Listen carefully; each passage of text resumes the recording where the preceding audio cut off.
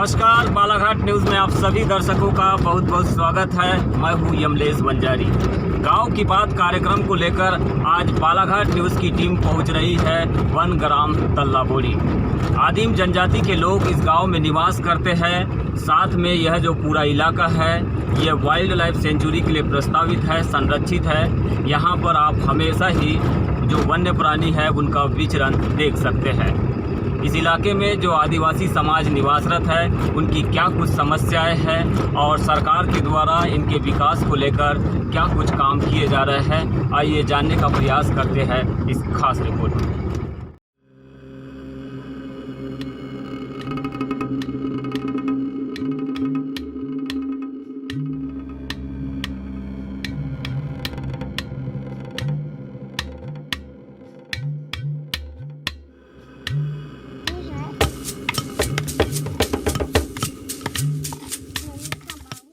लवगुड़ one परिक्षेत्र के आदिवासियों से मिलने और उन्हें समझने के सिलसिले में हमारी टीम वन ग्राम तल्लाबोड़ी पहुंची।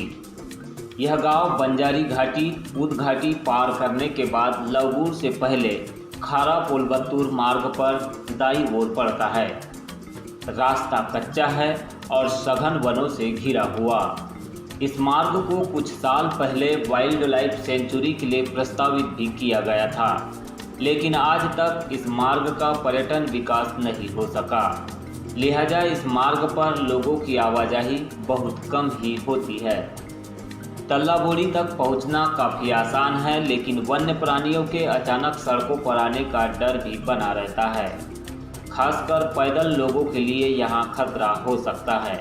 हम जब इस मार्ग से होकर तल्लाबोड़ी पहुंचे तो किसी भी प्रकार के वन्य जीवों से सामना नहीं हुआ।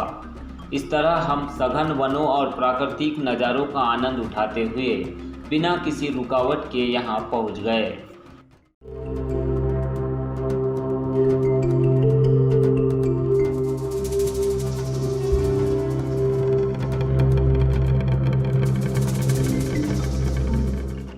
तल्लाबोड़ी पहुँचते ही हमारी मुलाकात एक गोंड आदिवासी परिवार से हुई, जो कि शिक्षक के लिए बनाए गए अतिरिक्त कमरे में परिवार के साथ निवास करते पाया गया।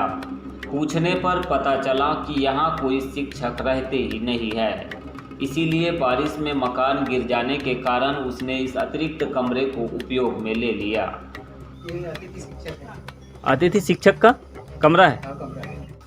यहीं से थोड़ा आगे बढ़ने पर बैगा जनजाति की 2 महिलाओं से मुलाकात हुई।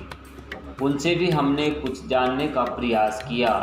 यह महिलाएं चर्चा करने के लिए राजी नहीं हो पाई, लेकिन उनके चेहरे पर छाई खामोशी बहुत कुछ बयां कर रही थी।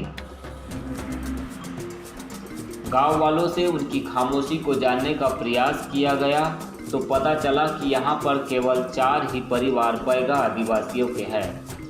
इनके पास ना तो वनाधिकार के पट्टे हैं और ना ही इनके पास खेती के लिए जमीन है। गांव से कुछ ही दूरी पर निचले इलाके में होने के कारण इन्हें पीने के पानी को लेकर भी मशक्कत करनी पड़ती है। इसके बाद हमारी मुलाकात हुई गोंड जनजाति की महिलाओं से, जो वनोपज को तोड़कर उसका छिलका सुखा रही थी।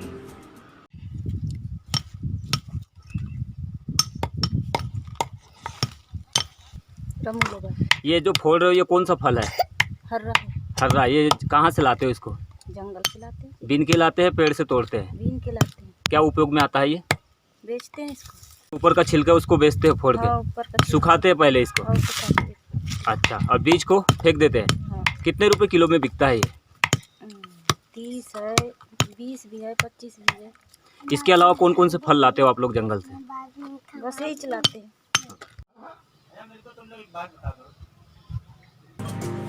तल्लाबोड़ी में ज़्यादातर गोंड आदिवासी ही निवास करते हैं, जो कुछ हद तक समृद्ध भी है और खेती किसानी करने में कुशल भी। हमने कुछ आदिवासी किसानों से भी उनके खेतों में होने वाली फसलों और सरकारी योजनाओं के बारे में जानने का प्रयास किया। तल्लाबोड़ी में जो आदिवासी किसान निवास करते हैं उनमें से ज़्यादातर जो किसान हैं वो धान, मक्का और सरसों की खेती करते हैं। खेतों की सुरक्षा को लेकर यहाँ के आदिवासी परिवार जो है वो मचान में रात गुजारते हैं। इस समय ऐसे ही एक मचान में मैं मौजूद हूँ। आइए जानते हैं यहाँ के आदिवासी किसानों से किस तरह के उनके प्रयास होते हैं फसल उत्पादन को जंगली जानवरों से बचाने के लिए। सुरक्षा वही करते हैं जी, रात में आते हैं, खाना वाना खा के रात भर जगते हैं, सुअर भगाते हैं, बंदर भगाते हैं दिन में, और फिर सबसे ज़्यादा फसलों को कौन से जानवर नुकसान पहुंचाते सब हैं? ज़्यादा सुअर और बंदर सुअर और बंदर। जी। इसके अलावा कौन कौन से जानवर इस क्षेत्र में हैं जो यहाँ खेतों तक पहुँच जाते हैं?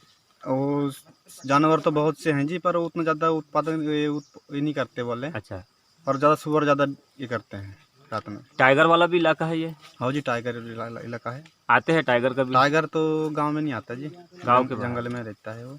प्रधानमंत्री किसान सम्मान योजना का नाम सुने आपने? नहीं तो जी, उसके तहत में किसानों के खाते में पैसा मिलता है? वो तो हमको कोई मिला नहीं है जी। नहीं मिला है आज तक? नहीं मिला। कितने किसान इस गांव में निवास करते हैं? किसान इसमें यहाँ तो 17-18 किसान निवास करते हैं। अच्छा, सबके पास ज़मीनें हैं? हाँ जी, सबके पास ज़मीन है। तो किसी को भी किसान सम्मान निधि का लाभ नहीं मिला है? नहीं मिला है। अभी मुख्यमंत्री जी ने घोषणा किया कि वो अलग से 2,000 रुपये जोड़ के देंगे, 4,000 रुपये, उसमें 2-2 हज़ार रुपये 2 बार ट्रांसफ़र होंगे, वो भी पर राशि नहीं मिली। नहीं मिली जी वो वाली भी। तो आप सुन रहे थे ग्राम तल्लाबोड़ी से मेघराज मड़ावी को, जो कि आदिवासी किसान है, पर्वतीय इलाकों में और काफ़ी घने जंगलों के बीच में इनका खेत है, और खेत में ये धान के साथ मक्का और सरसों की खेती करते हैं। इनका कहना है कि इन्हें आज तक जो किसान सम्मान निधि है उस योजना का लाभ नहीं मिला है, और ना ही मुख्यमंत्री की ओर से जो सम्मान निधि दी जा रही है, हाल ही के दिनों में शुरू की गई है, उसका भी लाभ आज तक यहाँ के किसानों को नहीं मिला है। आदिवासी किसानों से चर्चा के बाद जब हम वापस लौट रहे थे तो हमारी मुलाकात एक युवक और बच्चों से हुई, जो हाथ में बाल्टी और पानी के लिए बर्तन लिए हुए आगे बढ़ रहे थे। हमने देखा कि यह बच्चे एक झरने से बहने वाले नाले का पानी लेने उतर रहे हैं, तो हमने भी बिना देर किए इन बच्चों से इसका कारण जानना चाहा। गणेश, ये बताओ मुझे, आपके गांव में हैंडपंप नहीं है? हाँ जी, 2 हैं पर बिगड़ गए हैं, तो फिर कहाँ का पानी? यहीं का पानी ले जाते हैं। अच्छा, नाले का पानी ले जाते हैं। दोनों तरफ नाले हैं, तो दोनों तरफ के नाले का पानी उपयोग करते हैं लोग हैंडपंप बिगड़ने पर। हाँ।